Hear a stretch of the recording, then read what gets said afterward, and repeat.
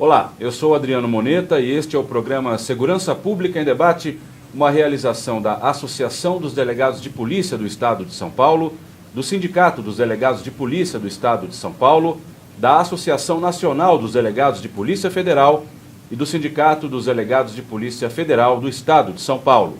Tudo isso com o apoio da ACESP, a Associação dos Canais Comunitários do Estado de São Paulo. No programa de hoje, nós vamos conversar a respeito da investigação criminal no combate aos delitos da lei antidrogas. E para falar sobre este assunto, o nosso convidado é o Dr. Igor Alves Guedes de Oliveira, que é delegado titular da DISE e da SIG, da seccional de Osasco. Ao lado dele está o nosso anfitrião da semana, o Dr. Fernando David Melo Gonçalves, secretário-geral da ADPESP, a quem agora eu passo a palavra para que dê as boas-vindas ao nosso convidado, Dr. Fernando. Eu gostaria só de dizer do privilégio, da alegria que é receber, fazer parte desse projeto, desse programa, e hoje receber um colega que é um colega dos mais capacitados na investigação tanto de crimes de droga quanto de crimes patrimoniais. Então, realmente é um privilégio ter o Dr. Igor Guedes aqui. Eu saúdo o Dr. Igor. Muito obrigado. Aqui a casa é sua. Eu posso começar? Eu gostaria só de perguntar, então, sobre esses desafios que o senhor encontra como titular da DISE e da DIG lá da seccional de Osasco, que é uma seccional delicada. Perfeito. Primeiro, eu queria agradecer o convite. É uma honra poder explanar a nossa atividade do dia a dia. Realmente é de suma importância a unidade especializada. Eu sempre digo que lá a gente trabalha com a atividade fim da Polícia Civil, que é a investigação, que é realmente delimitar a autoria e materialidade delitiva. E lá a gente trabalha com esses dois viés. Tanto a gente tem equipes direcionadas para as investigações de combate, de repressão ao crime de tráfico de drogas, elencando a atividade da DISE, bem como também do setor de investigações gerais, que é inerente ao combate aos crimes patrimoniais de grande relevância. Exemplo disso é roubo a banco, caso ocorra dentro do município. Nós temos também a atribuição desse tipo de investigação. Eu queria até aproveitar e perguntar para o Dr. Igor, me parece que as duas situações se conversam muito, né? Que os crimes de droga, por vezes, as investigações podem acabar se entrelaçando com algum crime patrimonial. É isso mesmo, Dr. Igor? Perfeito. A gente hoje vê, infelizmente, que o tráfico de drogas, por via indireta, acaba fomentando outros crimes patrimoniais, furto, roubos. Então, a gente tem realmente essa vinculação e a importância também dessa repressão ao tráfico de drogas, que por via indireta a gente acaba também combatendo esses tipos de crimes que envolvem o patrimônio. Roubo de celulares, muitas das vezes a gente tem roubos e furtos, que o criminoso acaba se valendo do pertence da vítima para que eventualmente troque por drogas no ponto de venda de entorpecente. Então, a gente vê realmente essa ligação do tráfico de drogas, bem como também com os crimes patrimoniais, muitas das vezes.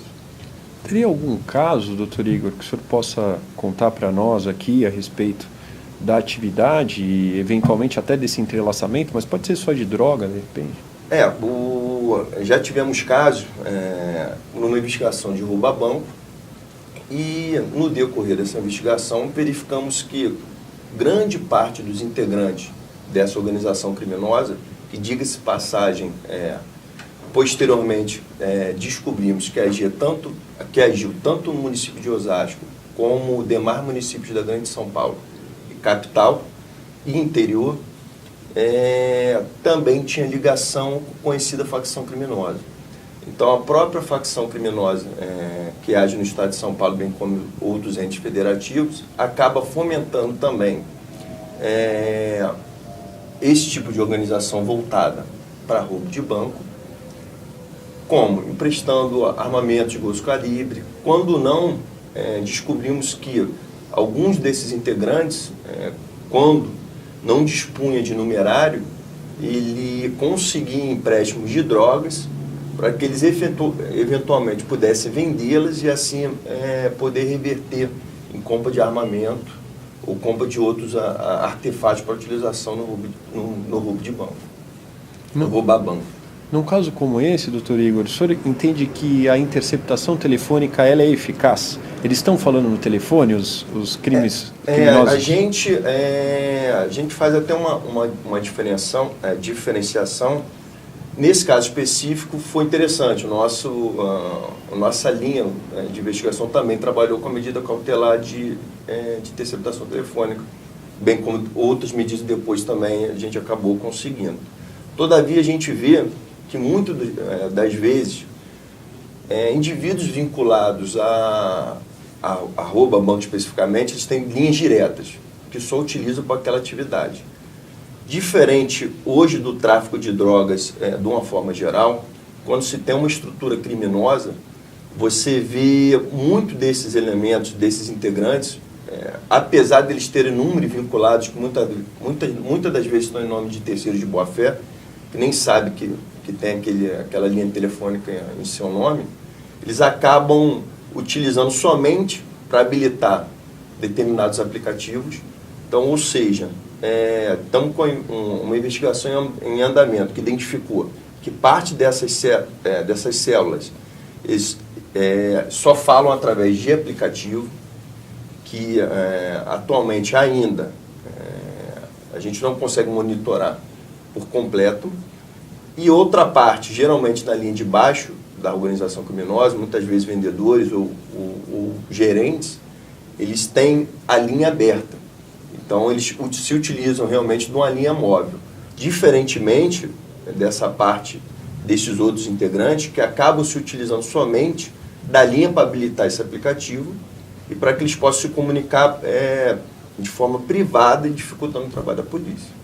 Eu tenho até uma dúvida que eu já ouvi, não sei se é de fato utilizado, a quebra da nuvem Google, aquele quebra do Google. Hoje a gente está partindo muito para esse viés da quebra telemática do Google, bem como também demais aplicativos, que a gente possa, de forma direta, monitorar de outra forma. Então, de repente, através da quebra, da localização do aplicativo onde ele habilitou, perfeito. Hoje é uma ferramenta que a polícia está começando a utilizar. Quebra da nuvem Google, o que é isso? Não, bom, até onde eu sei, a ideia é a seguinte: tudo hoje que nós mexemos no celular, não é isso? O doutor Igor vai me corrigir se eu estiver errado. Acaba ficando vinculado a uma conta que você é obrigado a abrir ao habilitar o WhatsApp ou habilitar a própria conta que a gente tem na Apple. E sem você nem perceber, né? Porque isso é imperceptível. A pessoa te traz as fotos de um ano atrás no Facebook, em outros lugares, porque ela tem dados a respeito de uma trajetória, não é isso? Então eu ouvi um colega do DENARC comentando comigo que foi bem sucedido no quesito planilhas, numa quebra dessa de nuvem. Então é até por isso que eu pergunto. Claro que a gente sabe que não é tão interessante falar sobre as estratégias de investigação contra o crime organizado. Se puder falar um pouco disso. Sim, hoje o que a gente vê é que a criminalidade cada vez mais ela vai tentando se reciclar.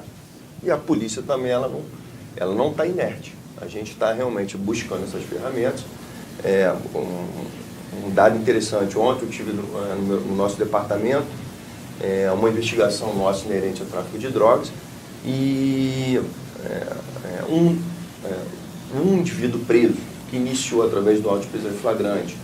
A gente verificou que hoje a conhecida facção criminosa, eles estão cooptando pessoas que não têm passagem, bem como também estão financiando veículos no nome dessas pessoas exclusivamente para transporte de drogas e outros ilícitos. Então, dinheiro. Então, a gente costuma chamar que essas pessoas são office boys do crime, da organização criminosa. Então, a gente iniciou essa investigação, foi efetuada a prisão até no município de São Paulo, e foi solicitada a quebra de dados de 3 aparelhos celulares que estavam com esse autuado.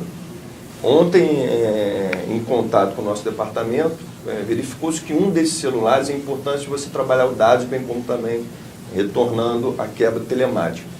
Tinha 20 gigas de informação para que a gente possa efetivamente agora buscar elementos que vinculam a essa conhecida associação criminosa. Então, hoje, o celular ele também serve como... hoje, é um computador. Hoje, o celular ele comumente é utilizado para a prática, como utensílio, como objeto de prática de crime.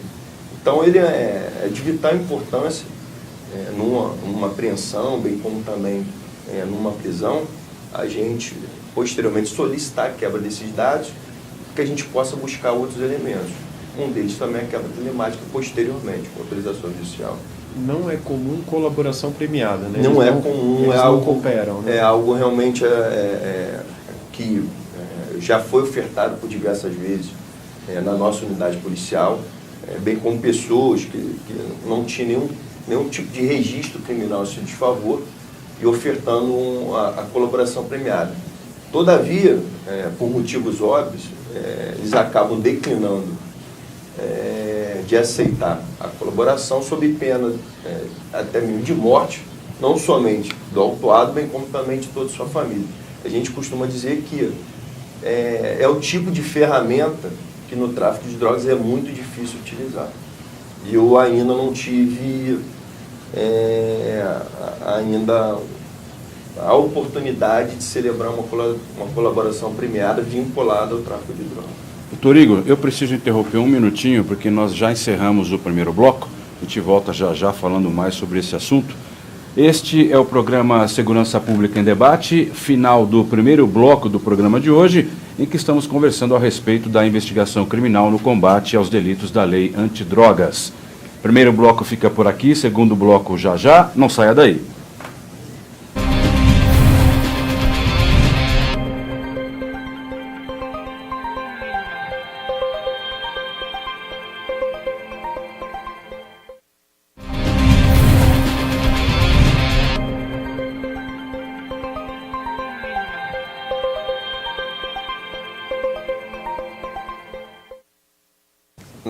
Segurança Pública em Debate, segundo bloco do programa de hoje, em que estamos falando sobre a investigação criminal no combate aos delitos da lei antidrogas.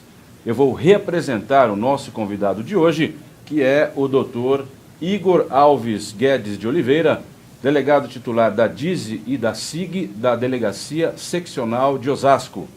Ao lado dele está o nosso anfitrião, doutor Fernando Davi de Melo Gonçalves, ele que é secretário-geral da ADPESP. Durante o intervalo, eles conversaram bastante a respeito de determinado assunto que eu gostaria que agora fosse tornado público, porque o pessoal começou o bloco, ouvir um zum no fundo, eram eles conversando. É ótimo isso quando o convidado fala bastante, a gente gosta, você também. Por favor, doutor Fernando, doutor Igor. Eu já até peço desculpas, então, pela gáfia, mas, de tudo, a única coisa que eu gostaria de colocar, que eu acho que é importante, a visão da Associação dos Delegados a respeito desses programas que nós trazemos colegas capacitados, porque se tornou tão normal no meio policial assistirmos a grandes operações e a questões de efetivo combate ao crime organizado, e, infelizmente, a mídia em geral não propaga essas mensagens.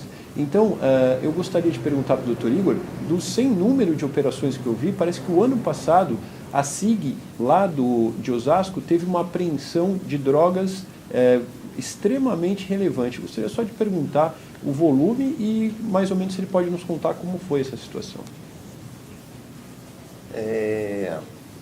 A gente já vem desenvolvendo um trabalho já há 4 anos com política realmente assim, voltada a distribuidores de drogas, bem como também os grandes, digamos dessa forma, os grandes donos realmente de mantelamento de grandes estruturas organizacionais voltadas ao tráfico de drogas.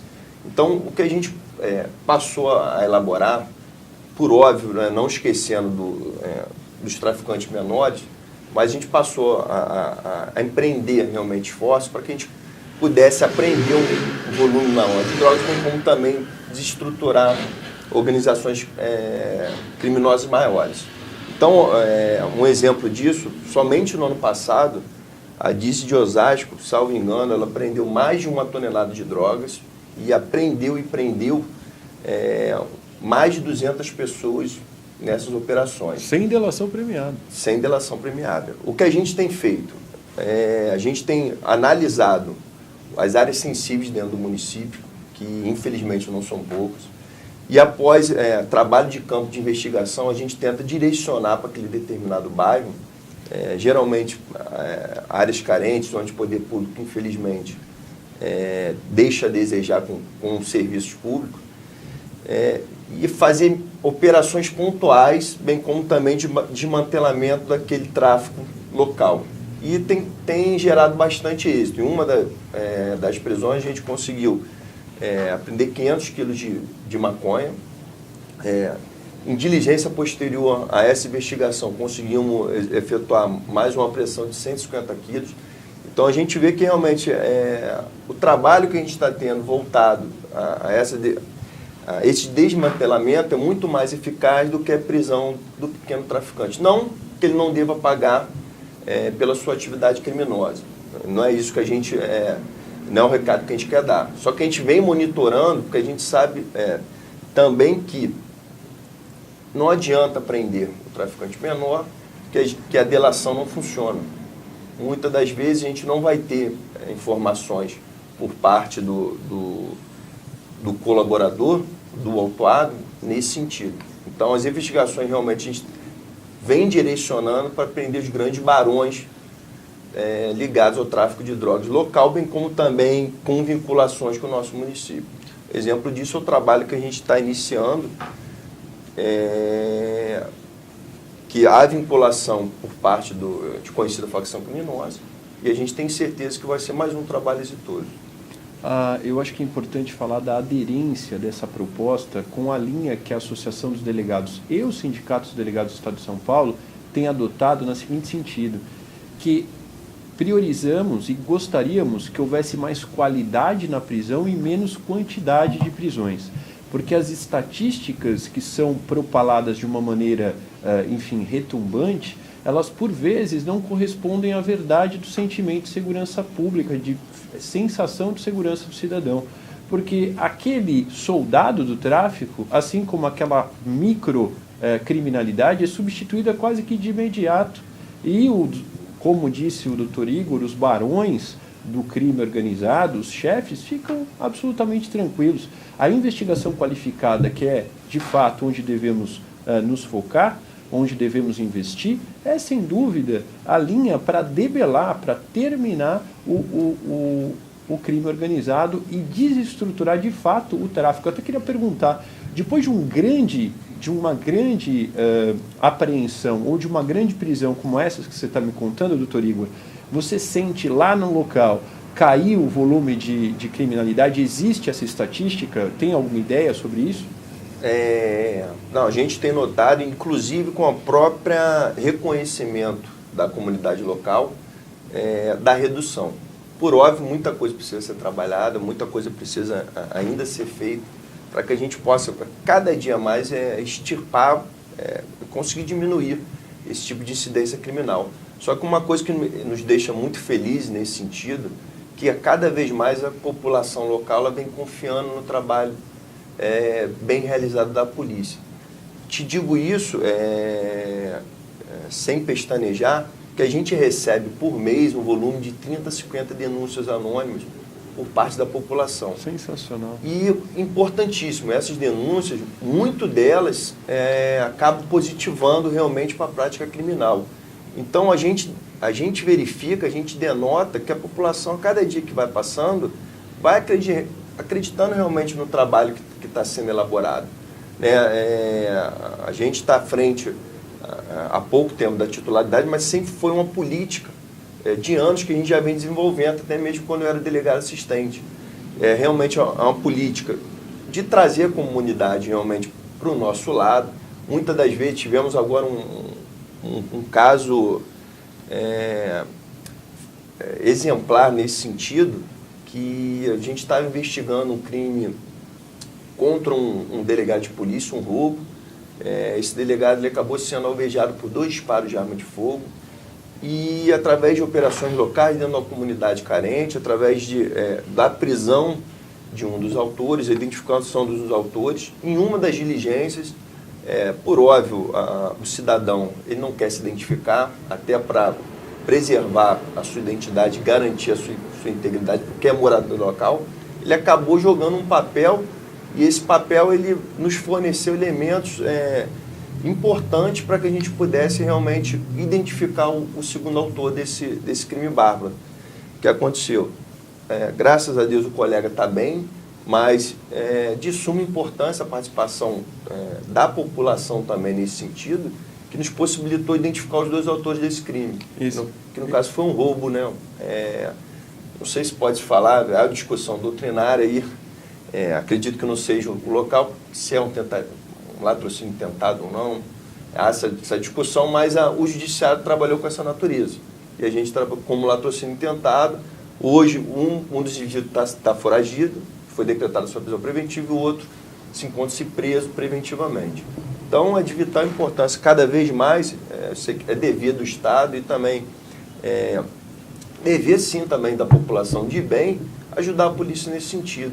Porque eu acho que, muitas das vezes, a gente não pode estar onipresente no local, mas a população local que sente, que infelizmente lida com essa dificuldade, ela pode usar um telefone público, pode ligar, os dados qualificativos não são divulgados, é assegurado, a gente sabe até por motivos óbvios, e tem ajudado muito a muitos trabalhos bons que a gente vem fazendo em prol da sociedade de bem local.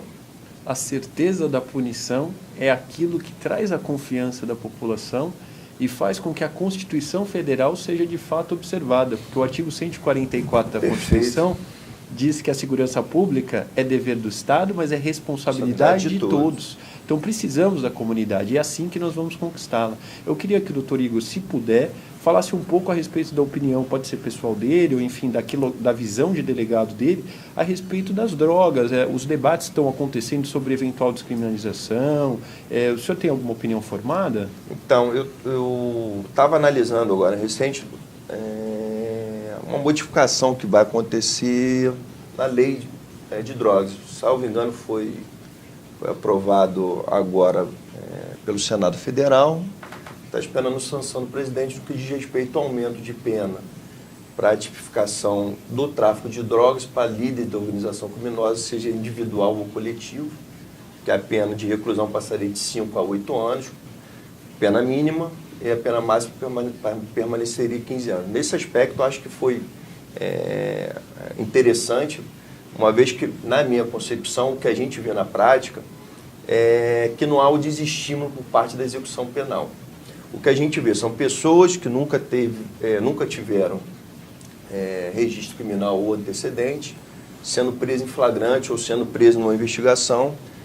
Todavia, essa pessoa, muitas das vezes, está se usando um critério nas audiências de custódia, estão sendo liberados para que possa aguardar o julgamento de liberdade provisória. Hoje está se aplicando também, nas condenações voltadas para o tráfico de droga, penas restritivas de direito, e não está desestimulando.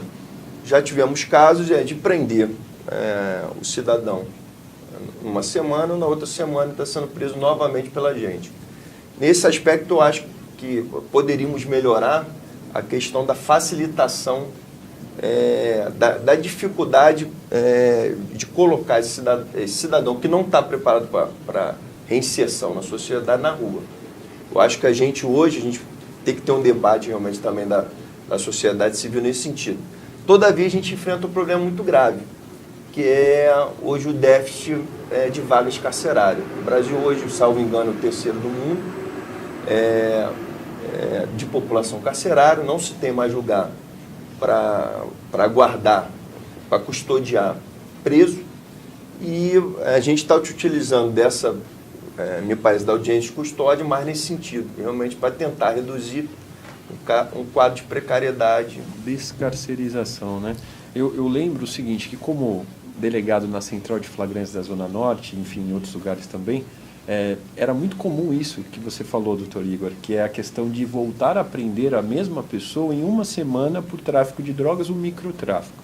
Então, me parece que pragmaticamente, talvez pragmaticamente, ou ideal seria, na visão de segurança pública, realmente liberar o comerciante e o usuário, ou seja, em algumas drogas menos potentes até poderia se pensar na legalização, ou ao contrário, prender o usuário e também prender o comerciante. O que não é possível, que me parece haver um descompasso, é soltar tratar o usuário como um doente e o comerciante como um criminoso hediondo. Não sei se o senhor concorda, até para pedir para finalizar. Tenho só 30 segundos. Doutor. 30 segundos, aproveitando desde o doutor Fernando, concordo plenamente nesse sentido. A gente tem que realmente debater, porque muitas das vezes a gente sabe que hoje, infelizmente, o sistema carcerário serve como curso superior para a academia, a pós-graduação e o doutorado. Perfeito.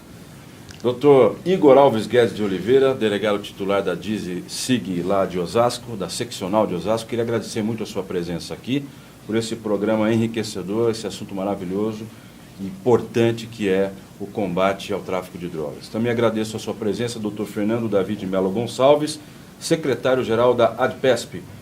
Este foi o programa Segurança Pública em Debate. Hoje nós conversamos a respeito da investigação criminal no combate aos delitos da lei antidrogas. A você que nos acompanhou até aqui, o meu muito obrigado e até a próxima.